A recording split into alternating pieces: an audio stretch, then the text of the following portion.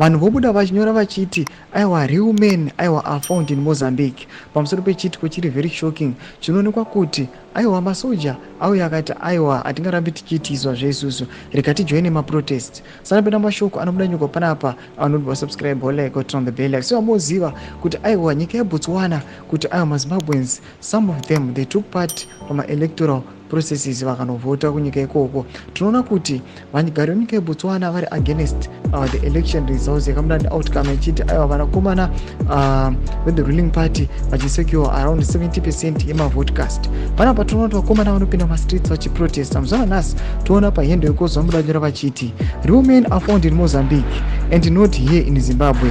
Security forces are now divided.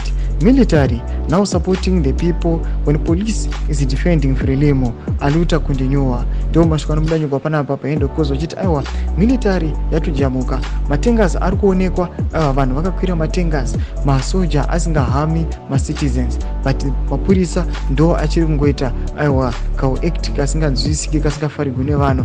Panapa vari kuatira mashoko vachiti aiwa kuMozambique ndo kune mareal men masoja ariko ndeye mandorokwati ndeye chokwadi zvasiyana newe muZimbabwe watoona kuti people they fear.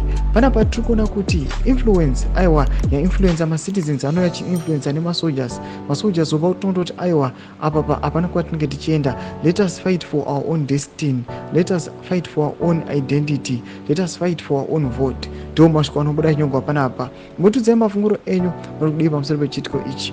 Pinda comment section medu musaona subscribe like pamwe chete turn on the bell icon.